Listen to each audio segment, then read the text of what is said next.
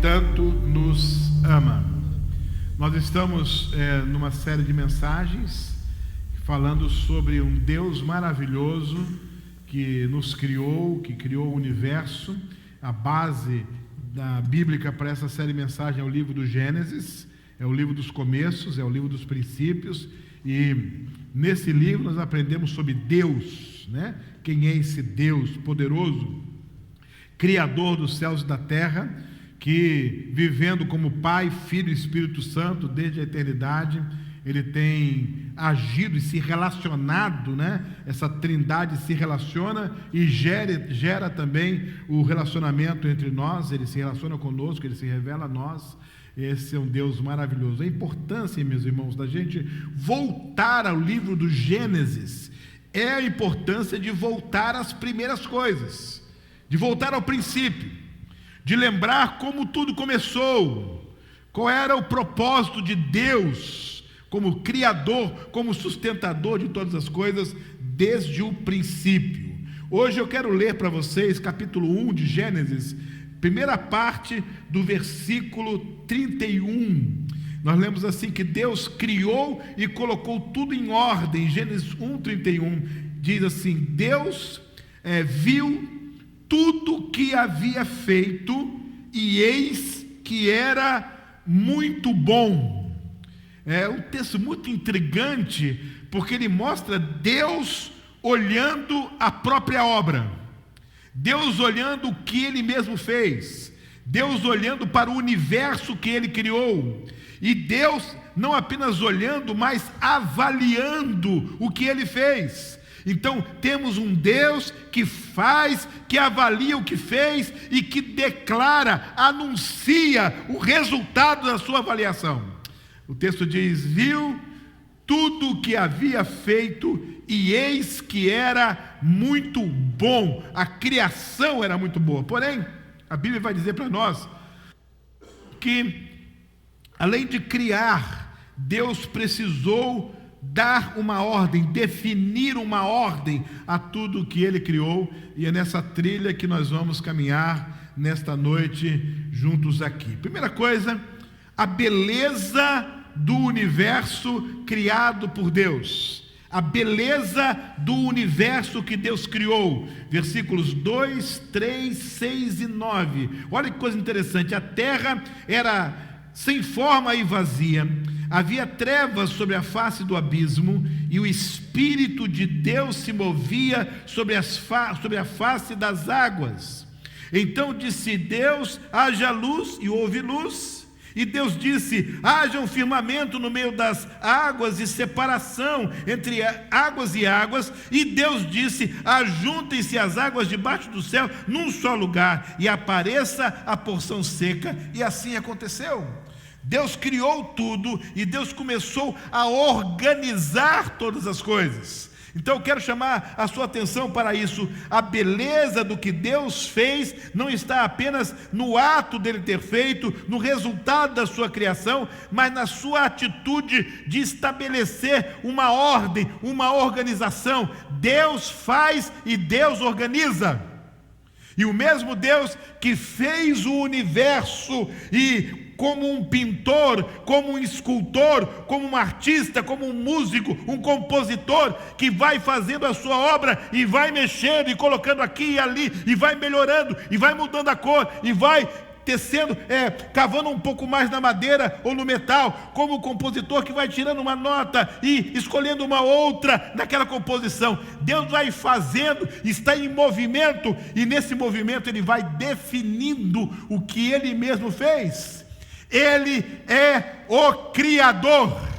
Ele não tem uma planta na mão, não teve um engenheiro, alguém que apresentou para Deus um projeto. Ele fez com a própria mão, e Ele colocou a vida dele, o coração dele. Ele se coloca nessa obra, no momento quando Ele vai dizendo: haja luz, e a terra fica ali, e a água aqui, e tudo começa a tomar uma outra forma a partir da obra que Ele fez.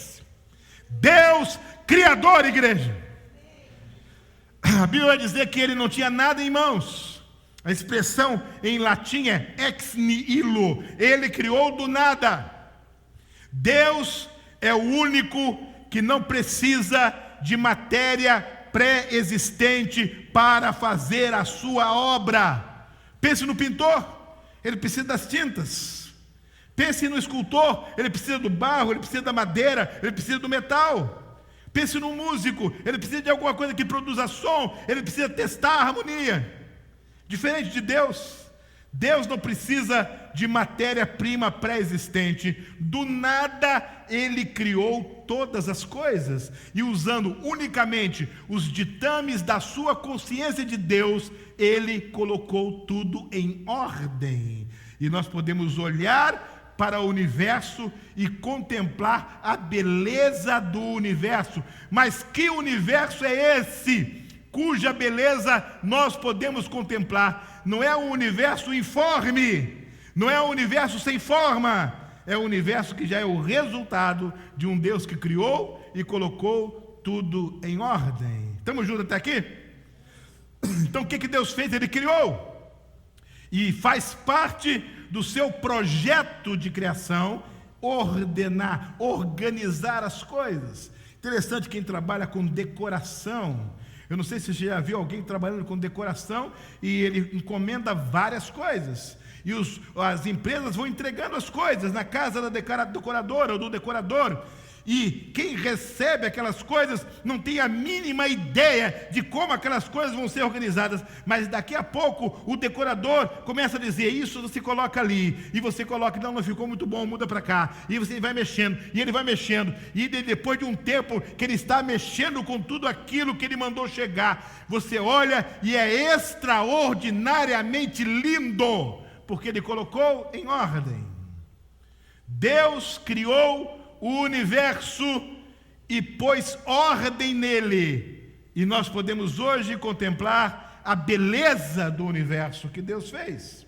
Agora, além da beleza do universo, olhem comigo a nobreza do ser humano. Ele criou o universo e colocou em ordem, mas agora ele cria também o ser humano. Versículos 2 e versículo 26, que coisa interessante. E disse Deus: façamos o ser humano à nossa imagem, conforme a nossa semelhança. Tenha ele domínio sobre os peixes do mar, sobre as aves do céu, sobre os animais domésticos, sobre toda a terra e sobre todos os animais que rastejam pela terra.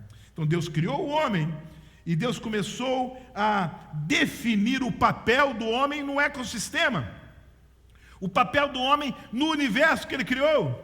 E ele vai dizendo assim: olha, esse homem precisa dominar os peixes que estão lá nas águas, e as aves que estão no céu também precisam estar debaixo da sua autoridade, e os animais domésticos, e toda a terra, e todos os animais que rasteiam pela terra. O homem é desenhado por Deus, é criado por Deus para exercer comando, para exercer domínio. Ele não apenas criou o homem e o jogou no universo, ele colocou em ordem o homem. Ele colocou o homem dentro de uma ordem. Ele colocou o homem num contexto do universo. Ele estabeleceu o lugar do homem, o plano para o homem, o papel do homem.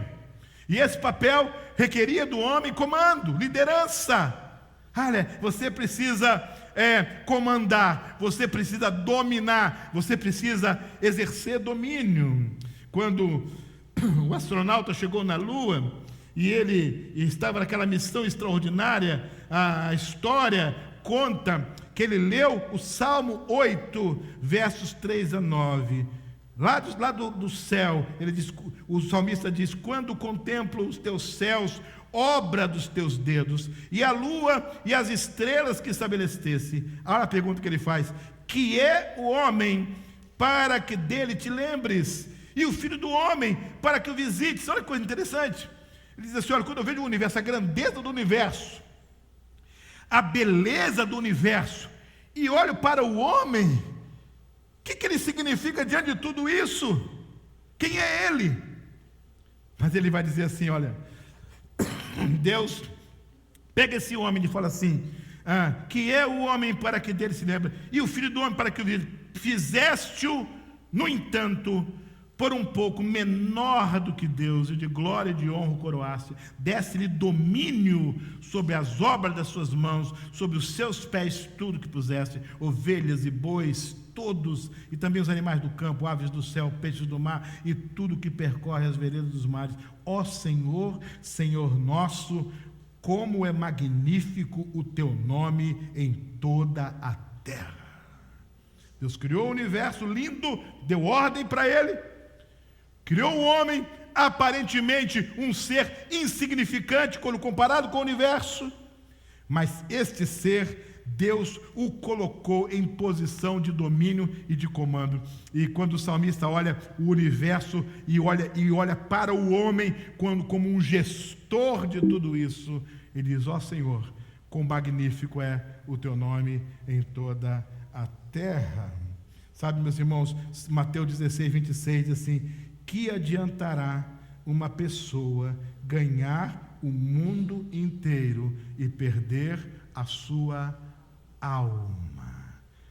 Deus o criou para comandar o mundo inteiro, mas Jesus vai dizer: que adianta esse homem ganhar o mundo inteiro, conquistar o mundo inteiro e perder a sua vida, a sua alma? Jesus volta ao Gênesis, volta ao princípio, e diz: olha, a nobreza com a qual Deus criou o homem foi comprometida por causa do pecado, e o homem que foi criado por Deus para dominar sobre todas as coisas, não consegue dominar-se ao ponto de seguir obediente a Deus e fiel ao Senhor. Então nós vimos a beleza do universo, vimos a nobreza do ser humano, mas agora vamos ver a excelência do relacionamento. Que coisa extraordinária, meus irmãos. Versículo 27, assim Deus criou o ser humano à sua imagem, a imagem de Deus o criou, homem e mulher os criou. Eu preciso dizer isso aqui, essa expressão homem e mulher, ish e ishá no hebraico, macho e fêmea. Deus criou para harmonizar o universo, Deus criou para comandar o universo, Deus colocou o homem no universo em dois únicos e exclusivos gêneros, macho e fêmea. Deus criou o homem e criou a mulher e os colocou ali para que se relacionassem com Ele, sendo Deus, e se relacionassem um com o outro. Veja o que diz a Bíblia em Gênesis 2, 19 a 23, havendo, pois, o Senhor formado da terra todos os animais, olha que coisa interessante, do campo e todas as aves do céu, trouxe-os a quem? A Adão, para ver que nome lhes daria, e o nome que ele desse a todos os seres vivos, esse seria o nome deles. Deus não estava brincando quando colocou o homem para ser gestor. Quando ele criou todos os animais, ele entregou nas mãos do homem, disse: que nome você vai dar? Você é o gestor, você precisa governar isso aqui, então você tem que dar um nome. E diz a Bíblia que o nome que o homem foi dando, Deus foi cravando esse nome, e ficou esse nome. O homem deu nome a todos os animais domésticos, aves dos céus, e a todos os animais selvagens, mas para o homem não se achava uma auxiliadora que fosse semelhante a ele. Ou seja, Deus criou homem e mulher, e agora vai destrinchar como é que foi essa história. Depois que criou o homem, e depois criou todos os animais, o homem deu nome a todos eles. O homem se relacionava com Deus, mas não tinha alguém semelhante a ele para se relacionar. Então o Senhor fez cair um pesado sono sobre o homem, e este adormeceu. Tirou-lhe uma das costelas e fechou o lugar com carne, e da costela que havia tirado do homem, o Senhor Deus formou uma mulher e levou até ele, e o homem disse: esta afinal é osso dos meus ossos é carne da minha carne, será chamada varoa, porque do varão foi tirada. Deus faz algo extraordinário. Deus cria a mulher. Tinha criado o macho, agora criou fêmea. O homem se relacionava com ele, dominava os animais, mas agora tem uma auxiliadora. Tem alguém para conviver com ele, para ajudar, alguém semelhante a ele, alguém que tinha linha de comunicação com ele. Então, Deus vai fazer algo maravilhoso, porque Deus vai colocar o homem no universo, mas não vai abandoná-lo com os animais com os quais ele não podia se relacionar afetiva, emocionalmente, psicologicamente, espiritualmente. E quando Deus cria a mulher, o homem vai se sentir acompanhado, se sentir completado, se sentir agora inteiro. Esta sim é osso do meu osso, dos meus ossos, é carne da minha carne. Com ela eu posso me relacionar. É o projeto de Deus, homem e mulher se relacionarem em parâmetros de igualdade. Não há domínio aqui, não há subserviência aqui. O que há é relacionamento, são papéis definidos por Deus.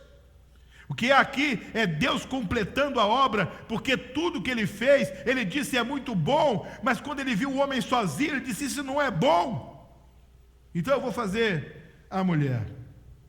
E eu chamo a sua atenção para o texto de Hebreus 4,16, diz: portanto, aproximemo-nos do trono da sua graça com confiança, a fim de recebermos misericórdia e encontrarmos graça para ajuda em momento oportuno. Sabe, meus irmãos, o ser humano não foi criado para a solidão, e a mulher é o primeiro sinal da graça de Deus na vida do homem. Gente que brinca dizendo que o homem tinha que dormir mesmo para Deus fazer a mulher. Não é isso, mas não foi nada disso.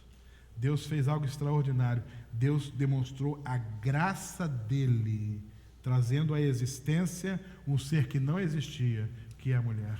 Toda tendência de diminuir a mulher, toda tendência de subjugar a mulher, toda tendência de considerar a mulher um ser inferior, não se coaduna com a palavra de Deus. Na Bíblia, Deus criou alguém do mesmo nível, que estava na mesma altura, alguém com quem o homem pudesse se relacionar, macho e fêmea, na presença de Deus. E assim como Deus mantém o seu relacionamento com o homem, com a mulher, e Deus deseja cultivar esse relacionamento, e como o pecado interferiu na relação de Deus com o homem, o pecado interfere na nossa relação com Deus, e Deus em Cristo restaura essa relação e quer que nós nos aproximemos dele com esperança e com fé e com confiança. Então, eu diria assim, 3 desafios para nós, diante da beleza do universo, da nobreza do ser humano e da excelência de relacionamento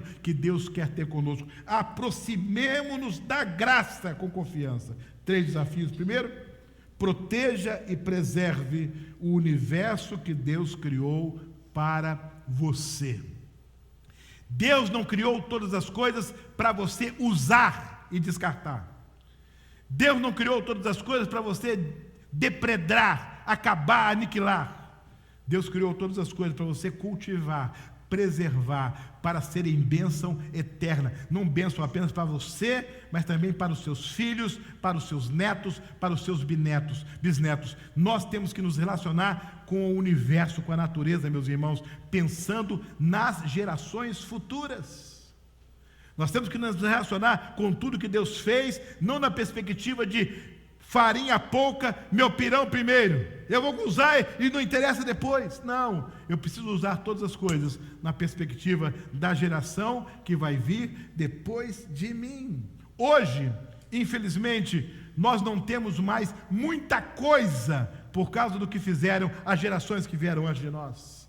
Mas se nós não tomarmos cuidado agora, as gerações vindouras vão padecer. Segundo desafio: valorize e sirva as pessoas que Deus colocou na sua vida. Vou repetir os verbos: valorize e sirva as pessoas que Deus colocou na sua vida. Deus colocou uma família na sua vida. Deus colocou pai, colocou mãe, colocou irmãos. Talvez no seu estágio de vida, Deus já colocou um cônjuge, já colocou filhos. Quem sabe, Deus já colocou netos. E não apenas dentro da família, mas no contexto profissional, na vida social. Deus coloca pessoas na nossa vida. Para quê? Para que elas sejam nossas escravas? Para que elas sejam usadas por nós? Não. Nós precisamos valorizar as pessoas e servir as pessoas. Se você olha para a sua esposa, para o seu marido, para os seus pais, para os seus filhos, nessa perspectiva de valorizá-los e de servi-los. E se todos fazem isso, o mundo vai ser um mundo melhor. Mas sabe o que acontece com a gente? A gente quer que o outro nos sirva, a gente quer que o outro faça por nós, a gente quer que o outro seja sensível a nós, a gente quer que o outro perceba quando estamos tristes, a gente quer que o outro adivinhe as nossas dificuldades, mas nós não queremos abençoar, valorizar as pessoas. Sabe o que tem gerado? Divórcios, pessoas acabando com a própria vida, tristeza profunda, solidão profunda, angústia profunda, gente que mora numa casa com outras pessoas, mas ainda assim se sentem abandonadas, gente que trabalha em empresas grandes, usam os mesmos elevadores, os mesmos corredores, almoçam nos mesmos restaurantes, mas se sentem sozinhas, isoladas, estigmatizadas. Não importa onde você viva, você pode viver num condomínio com centenas de apartamentos, onde todos usam as mesmas piscinas, os mesmos ginásios, as mesmas áreas comuns, mas ainda assim uma angústia no coração. Deus criou as pessoas para que elas sejam valorizadas, para que elas sejam amadas, para que elas sejam servidas, para que nós possamos servir uns aos outros. Sabe o que é isso? Você de repente olha para aquela mulher que convive com você há tantos anos, olha para aquele homem que convive com você há tantos anos, e você de repente percebe que coisas simples, que não iam machucar você, que não iam causar dano algum, você nunca fez, como levantar mais cedo um dia e preparar o café, como chegar em casa e perceber que a pia está cheia de louça para ser lavada, porque alguém que sempre faz não fez, e você ir lá e fazer, como arrumar uma garagem que está sem arrumar, como facilitar a vida do outro, por valorizar o outro e por servir o outro, simplesmente para fazer o outro se sentir melhor. Sabe, meus irmãos, gestos pequenos, quando fazemos, fazem o outro se sentir melhor. Deus tem me usado nesses últimos anos aí para exercer uma certa liderança com os pastores batistas da Flórida. Nós tivemos um encontro muito bonito ontem, foi muito interessante, mas um dos pastores me procurou lá e disse uma coisa muito interessante. Ele falou assim: Lécio, sabe aquele dia que você pegou o telefone e me ligou? Eu estava lá no sul. Eu falei: sei. Tudo que eu precisava naquele dia era que alguém me desse um telefonema. Sabe, eu estava tão angustiado, eu estava pensando em tanta coisa, eu estava me sentindo tão sozinho, e de repente eu percebi lá no telefone que era você, eu atendi. Talvez se fosse outra pessoa nem atenderia, de tão mal que eu estava, mas eu atendi. E quando você perguntou como você está, eu entendi que Deus estava mandando você me ligar, porque Deus estava preocupado comigo. Mas eu entendi mais do que isso, eu entendi que há pessoas aqui que se importam comigo. Um telefonema. Sabe, quando você separa um tempo na sua agenda para valorizar alguém. Eu não sei, adolescentes, jovens que estão aqui, eu não sei se você percebe que quando você vai dormir, você tem roupa de cama limpa. Quando você vai tomar o seu banho, você tem toalhas limpas. E quando um sabonete está acabando, aparece outro lá. E quando o desodorante está acabando, aparece outro lá. E quando a pasta de dente está chegando no final, aparece outra ali. Mas eu não sei se você já chegou para sua mãe e falou assim: obrigado pela roupa de cama que estava limpa. Obrigado pela nova pasta de dente que foi colocada ali. Obrigado, eu usei o último pedaço do papel higiênico ontem e brotou outro aqui da parede, saiu assim. Não. Alguém chegou lá e colocou por amor? Quando começarmos a valorizar o outro, quando começarmos a servir o outro, o mundo melhora, gente. A família melhora, gente. Nós melhoramos. A igreja melhora. Servir um ao outro. Valorizar um ao outro. Eu tenho dito para as minhas filhas, olha, tomem cuidado com quem vocês vão se casar. Porque quem não valoriza as pessoas que Deus já colocou na vida delas, não vai valorizar as pessoas que Deus ainda vai colocar na vida delas. Quem não valoriza pai, não valoriza mãe, não valoriza irmão, não valoriza irmã, não valoriza amigo, não valoriza as pessoas que já estão na vida. Você acha que vai valorizar quem ainda vai entrar na vida? Cuidado com isso. Quando Deus colocou uma mulher ao lado do homem, foi para ser valorizada e para valorizar o homem. Foi para ser servida e para servir ao homem. Foi para abençoar o relacionamento. Então, o primeiro desafio, preserve, proteja e preserve o universo. Segundo, valorize e sirva a pessoa que Deus colocou em sua vida. Terceiro desafio, cultive e intensifique sua relação com um Deus que tanto o ama. Deus criou o homem, meus irmãos. Deus nos criou e Deus levou tão a sério o compromisso dele comigo e com você, que a Bíblia diz que ele enviou Jesus para morrer na cruz em nosso lugar. Jesus morreu naquela cruz como prova do amor de Deus para conosco.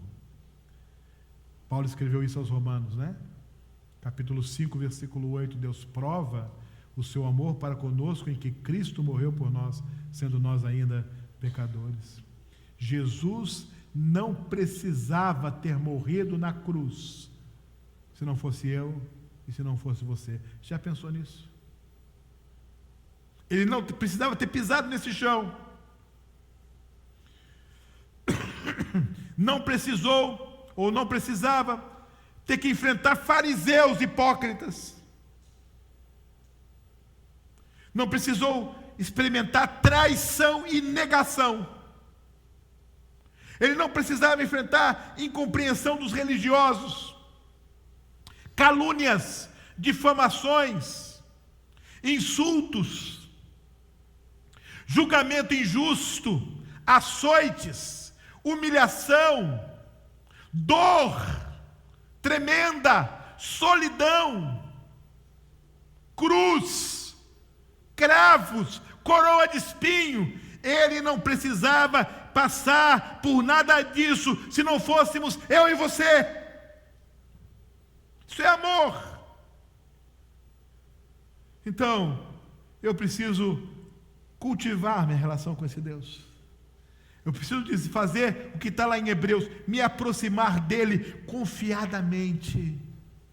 Eu preciso honrá-lo, eu preciso ser íntimo dele, eu preciso parar de seguir a Deus à distância e começar a andar perto dele.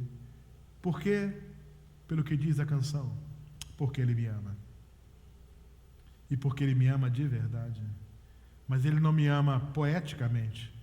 Ele não me ama teoricamente. Ele me ama de verdade. Ele enviou Jesus para morrer por mim. Então, quando eu olho a beleza do universo, eu penso, Deus me ama ao ponto de preparar algo maravilhoso para mim.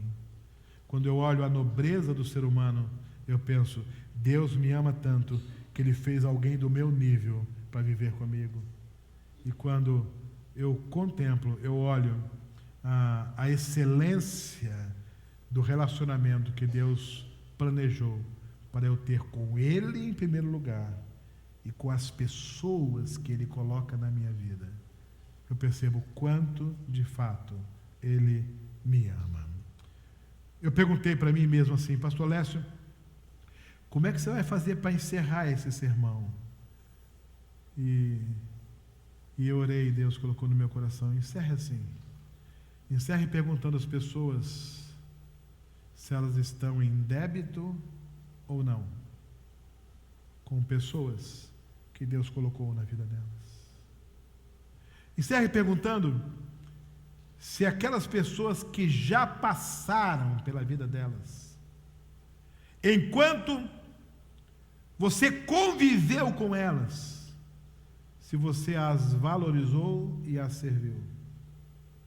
Encerre perguntando às pessoas que estão agora na vida delas, se de fato estão sendo valorizadas e servidas. Eu tinha apenas 14 para 15 anos de idade. E todo sábado, meu pai me levava de manhã a um clube que ele presidia lá em Volta Redonda, para a gente arrumar o clube, porque tinha baile, depois você procura no Google o que é baile, não vou explicar agora não. Tinha uma festa lá, não sei como é que é o nome hoje, como é que é, balada? Tinha isso lá. E nós arrumávamos o clube durante a parte da tarde, para ter a balada de noite. E depois, o meu sonho com 14 anos era fazer 16, que meu pai disse: com 16 eu trago você na balada, no baile. Mas com 16 ainda não podia. Ele falou assim: eu me enganei, tinha que ser com 17. Eu só fui entrar na balada com 17 anos, para ajudar meu pai. E sabe, da minha casa até o clube, todo sábado à tarde, eu ia conversando com meu pai. E eu me lembro de algumas coisas interessantíssimas que meu pai me dizia. Vou compartilhar uma com vocês. Meu pai dizia: Silésio, quando eu decidi me casar com a sua mãe e fiquei noivo dela, nós morávamos em Minas Gerais. Mas eu não tinha casa, eu não tinha dinheiro. E naquela época era um insulto um rapaz chegar para um pai e falar assim: eu quero pedir a mão da sua filha em casamento, e o pai ia perguntar assim: vai morar onde? Não tem casa. Vai viver como? Não tem dinheiro. É a mesma coisa de pedir para morrer, porque uma espingarda. E meu pai falou assim: então eu fui lá conversar com o pai da sua mãe, e eu fui falar com ele assim: olha, eu não tenho casa, eu não tenho dinheiro, mas eu vou ter casa e vou ter dinheiro. Então eu quero só reservar a noiva para quando eu tiver casa e o dinheiro eu vim aqui pegá-la. E diz o meu pai que o meu avô perguntou para minha mãe assim: você aceita isso? E ela falou: aceito. Aí meu avô falou assim: tá reservada. Aí meu pai foi para Volta Redonda. Getúlio Vargas tinha acabado de fazer a Companhia Siderúrgica Nacional. Ele começou a trabalhar. E ele falou assim: Lécio, eu tinha 2 macacões. Um, eu estava trabalhando. O outro estava lavado, secando no varal.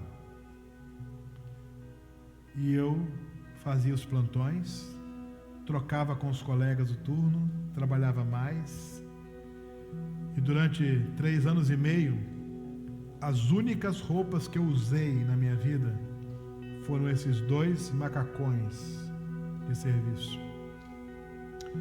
Mas depois de 3 anos e meio, eu tinha uma casinha.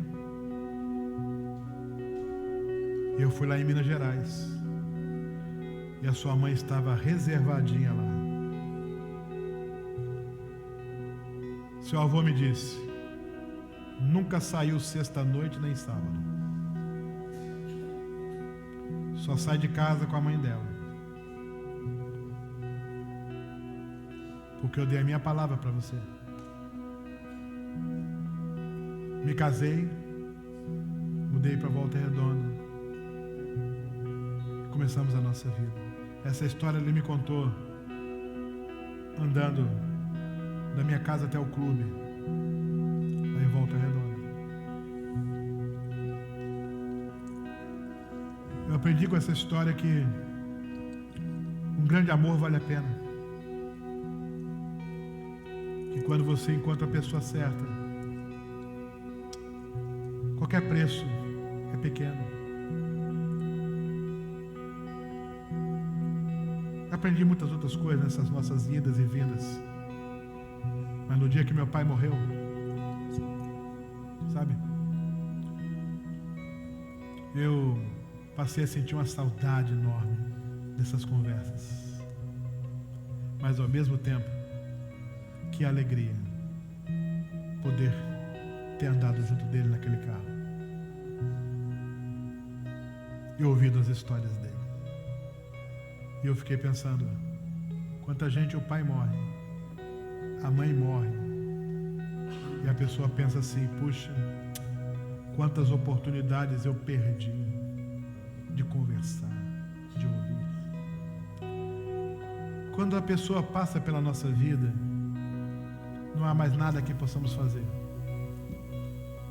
Mas as pessoas que estão hoje na nossa vida, essa sim, há muito que possamos fazer.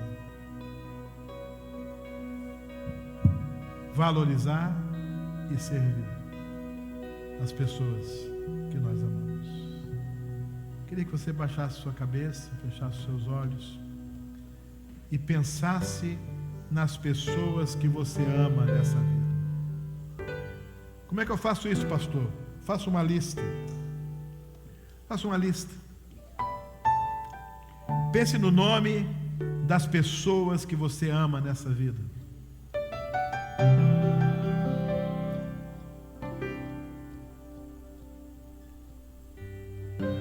Pense nas pessoas que estão vivas hoje. E pense-se nas condições que você tem hoje, na realidade que você vive hoje. Pense se você tem valorizado e servido a essas pessoas. Pense mais. Pense se há algo que você possa começar a fazer agora, hoje, para melhorar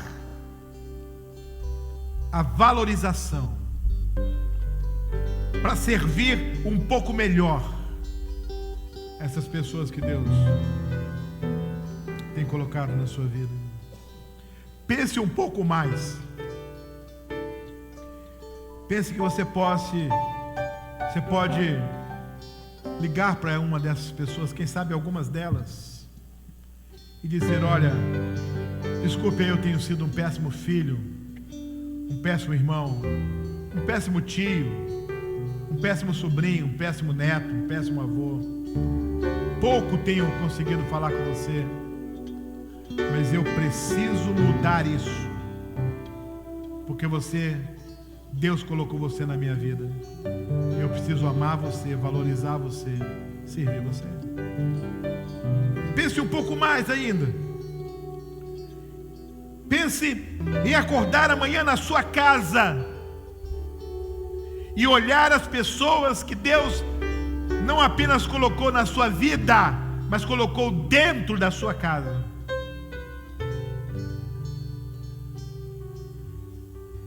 E quem sabe você possa se colocar de joelho e fazer uma oração, pedindo perdão a Deus, fazendo um compromisso com Deus de valorizar, amar e servir essas pessoas. Você que está na juventude, na fase de namoro, quem sabe já pensando em ficar noivo, ou até já pensando em casamento. Então você está às vésperas de entrar na vida de alguém e de receber alguém na sua história de vida. Quem sabe você não pode hoje fazer uma aliança com Deus, um compromisso com Deus, dizer: Senhor, cada dia eu vou valorizar esse marido, cada dia eu vou valorizar essa esposa, eu vou servi-la, eu vou servi-lo. Deus criou o universo belo entregou para um homem nobre, porque ele pensou em relacionamentos excelentes, nosso com ele e entre nós.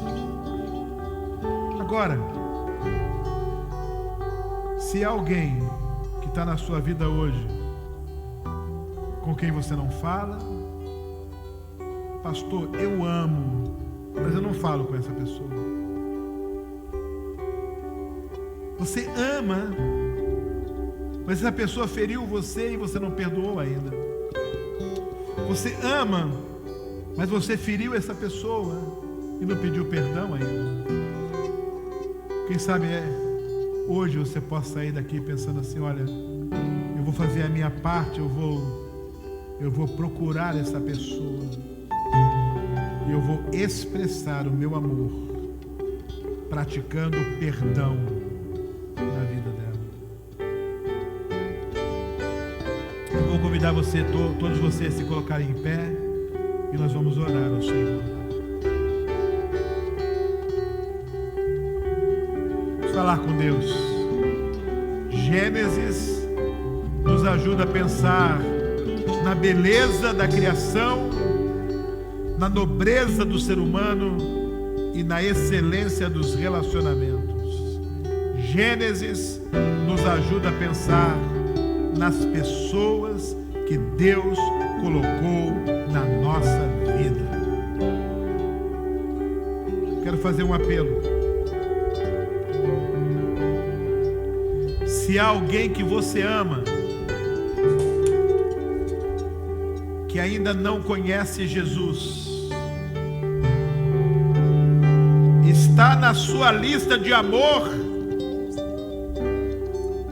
mas ainda não conhece o Evangelho, quero convidar você que nós oremos por essas pessoas hoje. Vamos orar por gente que nós amamos, mas que ainda não conhecem Jesus, não aceitaram Jesus como Salvador. Se há alguém na sua lista de amor que não conhece Jesus, nós vamos orar por essa pessoa agora. Eu quero pedir você para deixar o seu lugar e vir aqui na frente. Você vem aqui na frente porque há alguém na sua vida que você ama, que ainda não conhece Jesus, e você quer que nós oremos por essa pessoa. Pode vir aqui. Pode vir aqui. Pastor, eu estou indo aí à frente porque há alguém da minha família, alguém do meu ciclo de relacionamento, alguém que eu amo de verdade, mas que ainda não abriu o coração para Jesus, e eu gostaria de pedir por essa pessoa agora.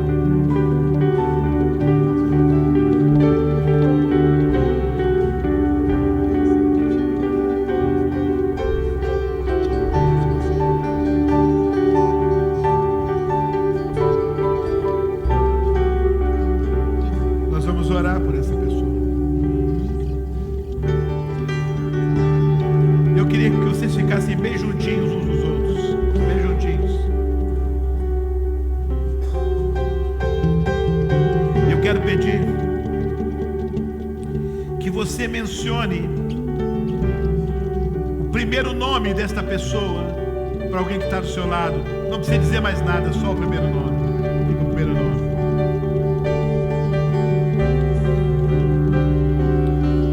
Vou pedir à igreja que não estar aqui à frente,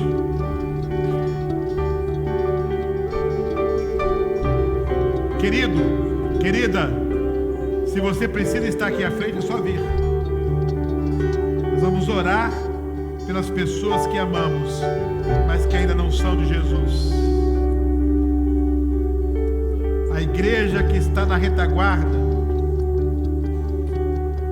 que não está enquadrada nessa realidade, eu vou pedir que estenda a mão na direção das que estão aqui à frente.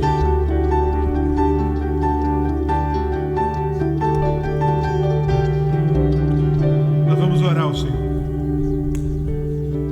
Vamos falar com Deus. Pai querido,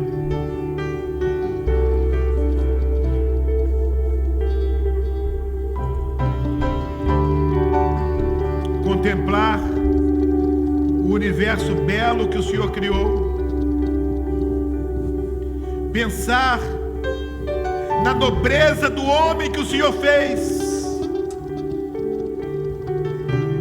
e confrontar os nossos relacionamentos a partir da excelência com a qual o Senhor projetou o homem para se relacionar contigo e uns com os outros.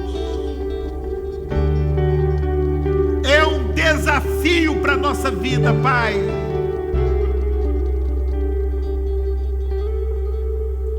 Tão orgulhosos que somos, tão egoístas que somos, tão ciumentos que somos, tão arrogantes que somos. Ó Deus, batiza a tua igreja com generosidade, Pai. Ensina a tua igreja, Pai, a valorizar uns aos outros. Até aquele filho rebelde, cheio de erros e de pecados, até aquele pai viciado, aquela mãe que não é exemplo de vida. Batiza a tua igreja, Senhor Deus, com generosidade verdadeira, profunda, que faz diferença no dia a dia. Cura, Pai, casamentos de homens e mulheres que estão dormindo em quartos separados, camas separadas, que não tem mais assunto no café da manhã, que não tem mais alegria de conversar um com o outro. Cura esses casamentos, Senhor, em nome de Jesus.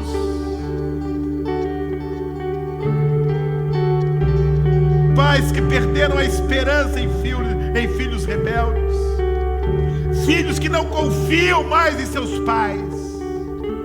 Cura, Pai, relacionamento entre pais e filhos. Restaura em nome de Jesus. Capacita a tua igreja, Pai, a valorizar e servir o ser humano que o Senhor colocou na vida de cada um. E agora, Senhor, tantas pessoas aqui à frente, trazendo um nome no coração. Ouça esse nome, Senhor, agora. Escuta esse nome, Senhor, agora que cada um falou. Onde quer que esteja essa pessoa, Pai, que o Senhor possa enviar um anjo do Senhor,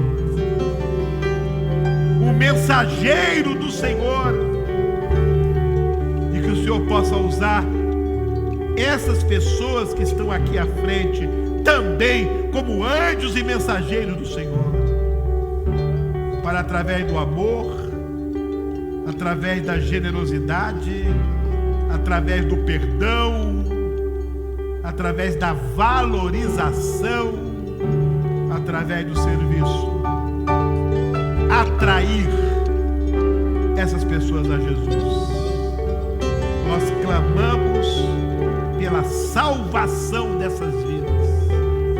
Nós clamamos pela redenção dessas vidas. Nós clamamos pela escritura destas vidas no livro da vida do Cordeiro. Nós pedimos, Pai, que Tu uses a Tua igreja para que com generosidade pratique a excelência dos relacionamentos. É assim que nós oramos, no doce e eterno nome de Jesus.